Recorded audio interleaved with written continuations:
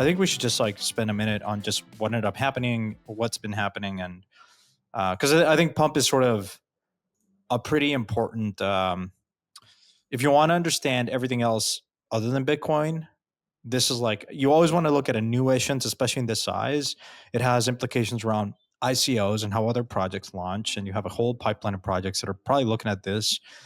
Implications for Solana, Bonk, Fun, and other things, right? And future projects going to launch. Are they going to go via the exchange route or go through and launch directly on chain? So I just want to spend a minute on that because I think it's pretty important what happens. Yeah, let's do it. Okay, there's two ways to look at this. So one is, I'll just give an overview and then I'm curious to get your take. So Pump launched. I mean, it is basically back to its launch price from what I can see on this chart.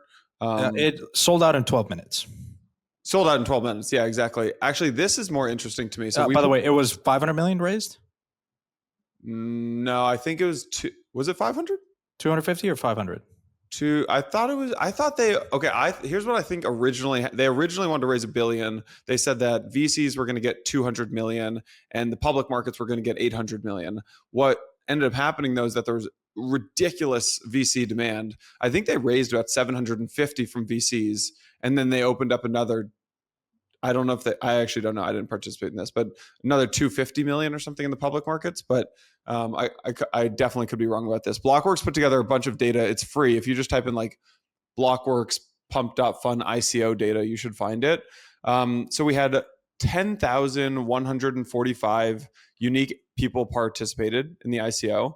The median price of Pump tokens purchased was $530. Not the price, the ticket size. Sorry, the ticket size. Yeah, exactly. Thank you.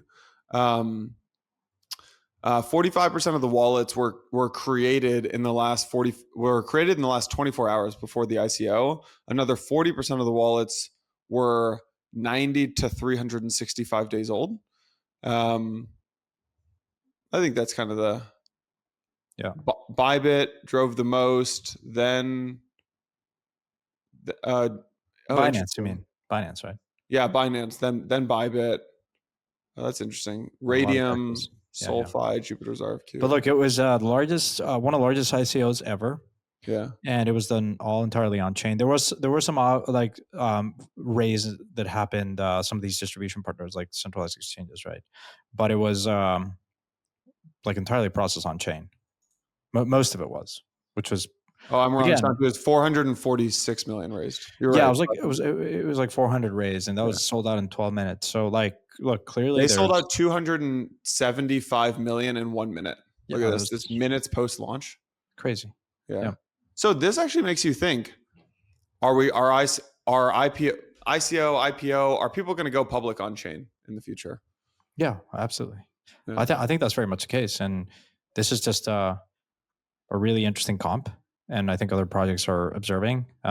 Simon from Moonrock had an interesting take around, like, praising the Pump team for not, quote unquote, bending their knee to exchanges, as is Hyperliquid. And I think it tells you everything you need to know about the cycle. Meme coin activity is strong, and Hyperliquid is pretty impressive what they're pulling off. So it just But look, the price is sort of stabilized, sort of range bound between 50, 5 and 6 billion fully diluted.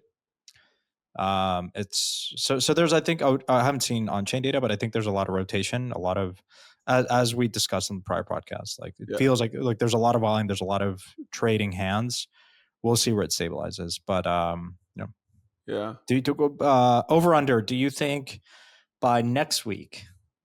Because our producer, Jared, was telling us about Kashi and how those micro markets and what he's playing. He's betting on. So as is tradition, all of our producers retire after a year because they become genius traders. Empire producers get way make way more money than we make. Yeah. These are like the Empire Cubs, so to speak. So Jared, I hope you crush it. But so you have a market. Is Pump greater, like higher or lower in a week's time, and by how much?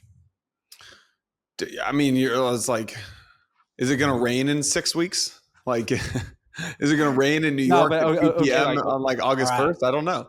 Okay, yeah. Okay, you're making me sound like an idiot. But okay, like maybe in Keenum, December's time, is Pump at 10 billion or 2 billion?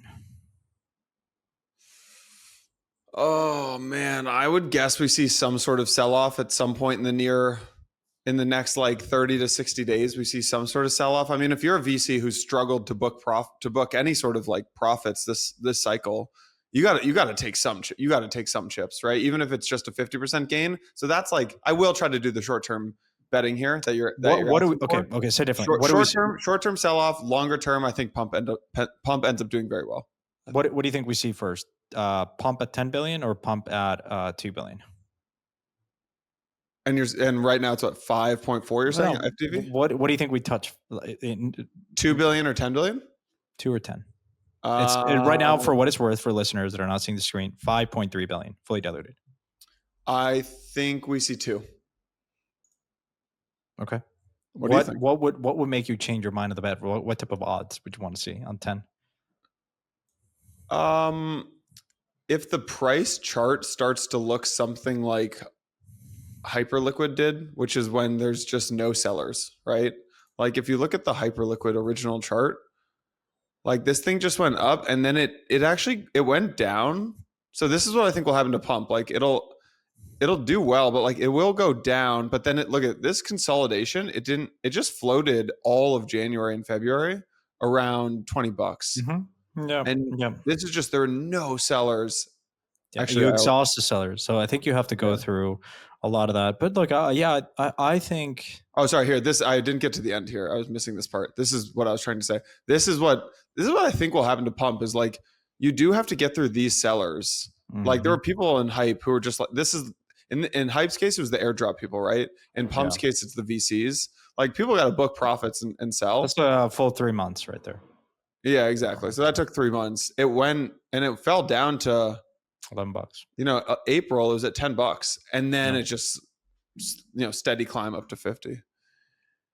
I think something similar happens to Pump. Yeah, I don't think we see it below 2 for what it's worth. You think 2 or 10 first? Well, because we don't see it below 2, you invariably do hit 10 first.